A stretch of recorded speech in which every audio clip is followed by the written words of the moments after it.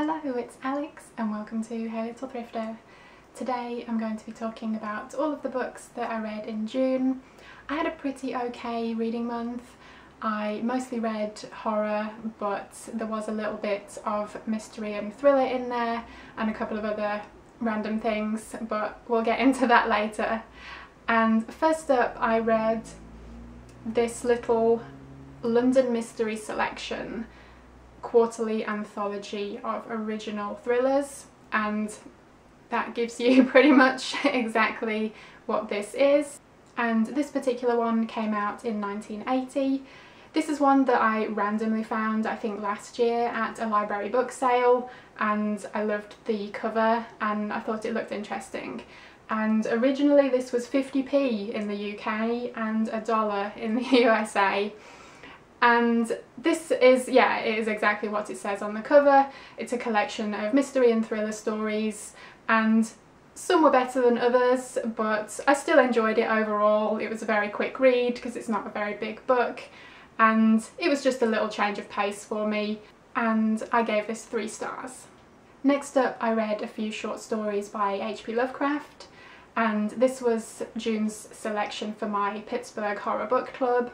And we normally pick a horror novel, but this month we decided to read some Lovecraft because he's Lovecraft, and we decided to pick a few short stories of his. And first up was the Call of Cthulhu, because that's one of his most famous ones, very influential, and this was fantastic. I really enjoyed it. This is about ancient gods who have been lying dormant for many years, and the people who are enticed to bring them back.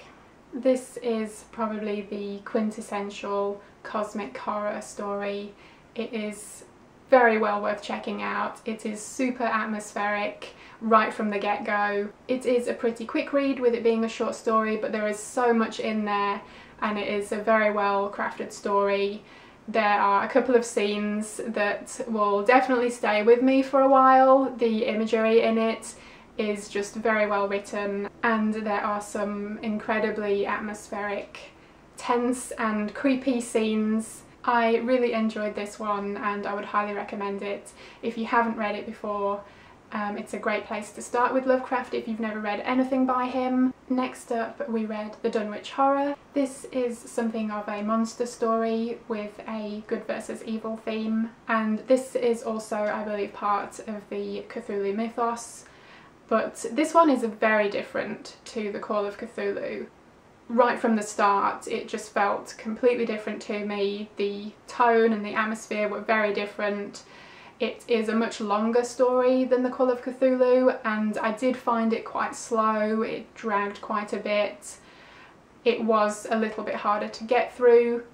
It was one of those stories that at the end of it, looking back on the elements of the story, I really liked it, but I think while I was reading it I didn't actually enjoy it as much. So I kind of flip-flopped between a 3 and a 4 star for this one, and I ended up giving it 4 stars in the end, just because I did think the story itself and the ideas in there were very, very good. And then lastly we read The Music of Erich Zann, which is a super short story, and this one was quite reminiscent of Poe, and it's about someone who moves into an apartment building and every night he hears this strange music and he is intent on finding out where it's coming from, and things get a bit creepy from there.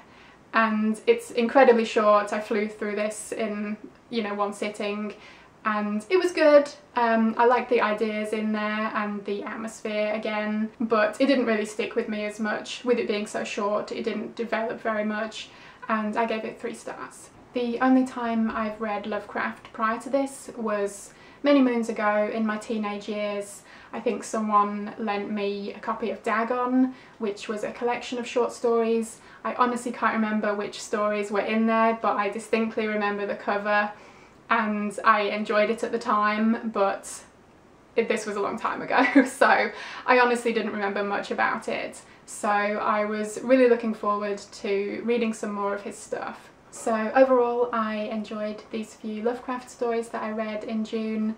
I ended up downloading a complete collection of his works from Amazon. It was like 99 cents on Kindle or something, so I have a lot more to get through, but I feel like now that I have it, it's something I'll try and dip in and out of from time to time. And funnily enough, this ended up being a bit of a Lovecraftian month, which was completely unintentional, but certain books that I read later this month either had direct or indirect ties to Lovecraft, and you can definitely see his influence. So yeah, that was just really interesting. Next I read Pet Sematary by Stephen King. This was a buddy read with Carol at Carol Marie Reads. I will leave her channel link below. We both really loved this book and I ended up giving it 5 stars. This is about a family who moved to a new house in a small town, and behind their house is a pet cemetery, which over the years kids in the area have buried their pets. A lot of them have died on a very busy road near the family's house. We also learn that there is more going on beyond the pet cemetery, and I won't say much more about it. I know this is one of his most famous books, and even if you haven't read it, you probably know the vague storyline. And I am going to do a separate review video for this because I really liked it and I have a lot of thoughts on it. It is very well written, it's absorbing and compelling. The final about quarter of the book, I just couldn't put it down. It was so gripping. Even though I kind of knew what was coming, it was still just very gripping and intense. There are also many quieter moments where it deals with death and grief, and I thought all of that was handled very well. So yeah, I love this. This was a fantastic book. I gave it 5 stars. Next up I read Providence by Caroline Kepnes. This was a new release that came out this month and I read it on my Kindle. I got a copy from NetGalley, and this is billed as a thriller, but it's not really a thriller. It is more of a romance with a bit of a detective story alongside it, and up front I didn't like it. I ended up giving it 2 stars. I see that this book is getting quite mixed reviews, and I know some people were maybe expecting another You, which is one of her other books that was very famous and very well regarded. I enjoyed You a lot, but I wasn't expecting this to be the same as it, so that wasn't why I didn't like it. I think one of the reasons I didn't like it is because it is a romance disguised as a thriller. It's just not what I was expecting in that sense. This is about 2 young friends, John and Chloe. They have had a long-standing friendship. John is a bit more of an outsider. He gets bullied a lot by other kids at school, and Chloe is his only friend. Chloe, though, has another kind of circle of friends with some more popular kids at school, so she kind of flits back and forth between the popular clique and her old friend John. John and Chloe have always had feelings for each other that have never developed into anything more than friendship, and then before that can happen, John gets kidnapped by a substitute teacher at their school and he goes missing for a few years. Then one day John is able to escape, and the first thing he wants to do is get back to Chloe, but as soon as he gets close to her he realises that he now has some kind of power that will hurt the people he loves if he gets physically close to them. So John runs off and disappears, and he and Chloe are apart again, but both still kind of pining for each other, and that's what the bulk of the story is. It's about John and Chloe's story and the fact that they want to be together but can't. I think if you connect with the characters, then you'll probably enjoy this a lot more than I did. I just didn't connect with either of them. I found them very whiny, honestly, and I just didn't find their relationship believable.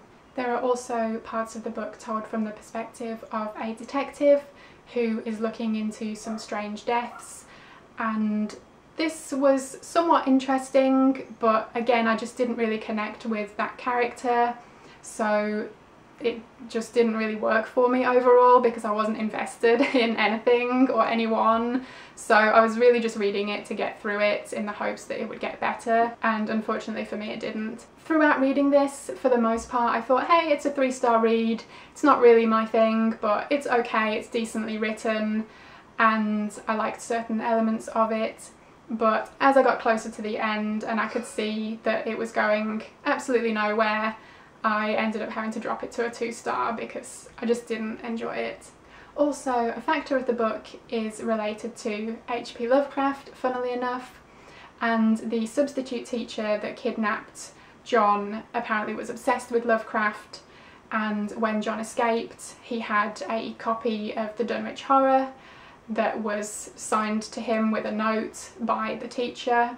This was one of the reasons I was really intrigued to read this book, because it was billed as a thriller and I thought it might have some horror or sci-fi elements to it too, so that sounded like my cup of tea. But I honestly thought the Lovecraft thing was just a gimmick.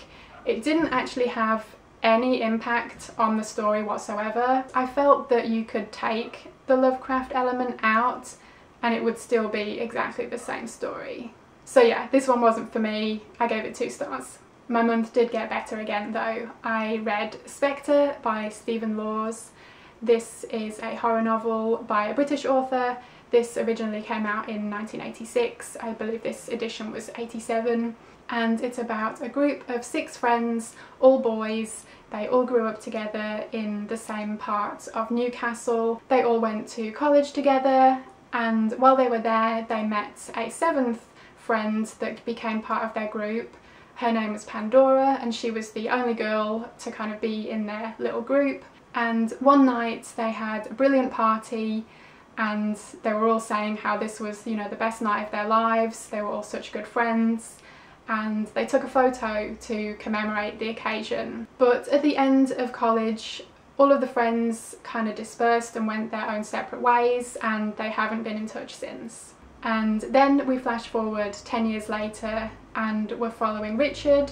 He is now in his early 30s and he's a teacher. Richard is having a bit of a rough time. He's divorced and he's been drinking a lot, and one night he's having a bit of a binge and he decides to reminisce about the old times with his group of friends, and he pulls out the photo of them from the party and he realises something's not right and someone is missing from the photo, and he thinks that can't be, I must just be really drunk.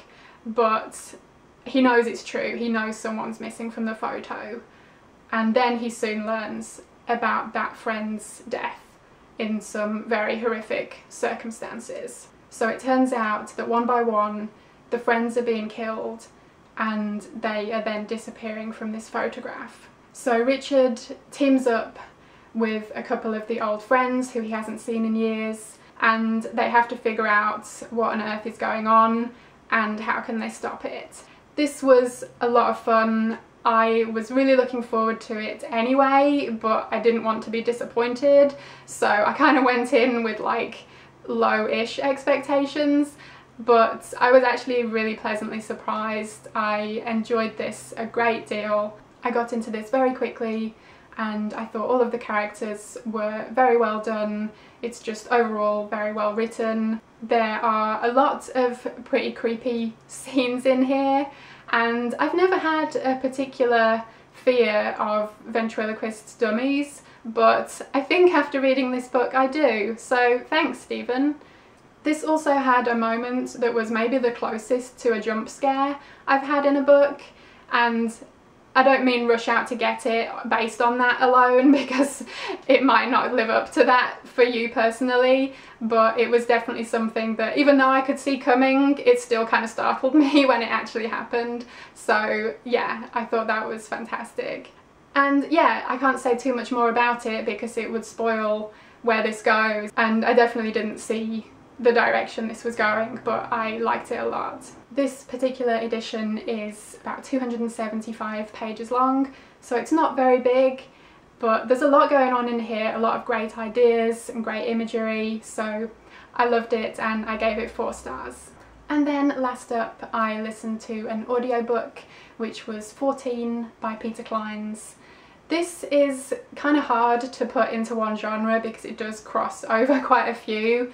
It's got some horror, some sci-fi, some fantasy, it's pretty action-packed, there's a bit of a mystery. So yeah, there's a lot going on here, but it's very well put together. The narrator of this is Ray Porter, and I really liked his voice. I thought he did a really good job, so I did enjoy listening to this one.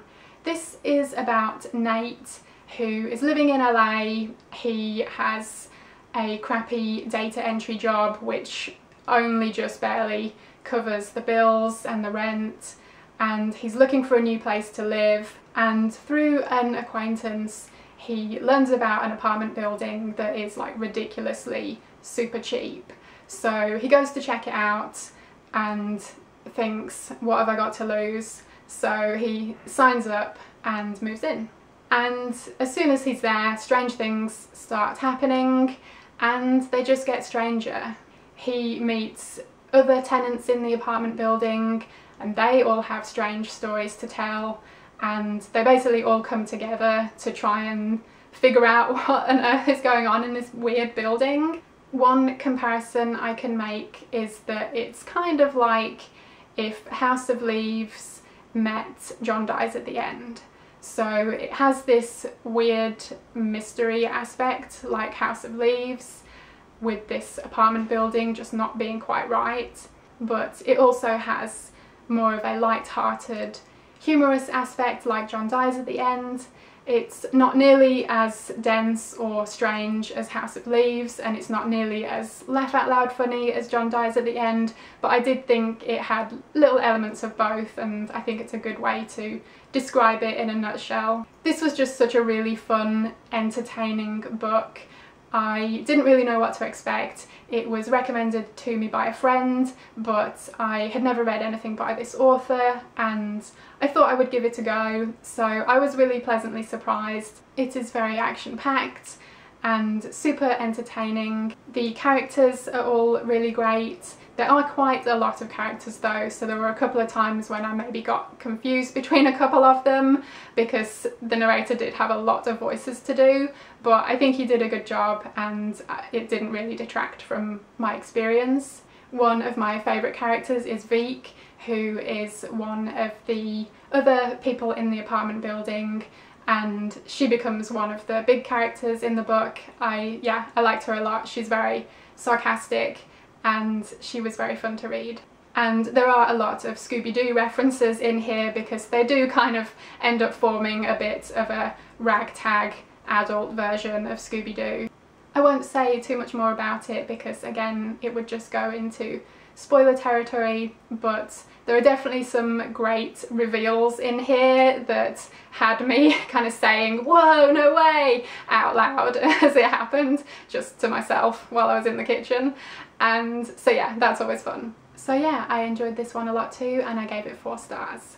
So that was everything I read in June. Overall I had a pretty good month, and let me know if you read any of these, let me know what you thought, or let me know what your favourite book that you read in June was. Oh, and before I go, I did want to mention I was on a podcast recently. It was my first ever podcast, which was exciting. A friend of mine does a movie podcast and they were talking about Hereditary, which is a horror film that came out recently. My husband and I saw it and really liked it, so we both went on the podcast to have a chat about it. It was a really good time. I think the podcast turned out really well, and I'll leave a link below in case you want to go check it out. Thank you ever so much for watching. I hope you enjoyed it, and hopefully I will see you again in my next video. Bye!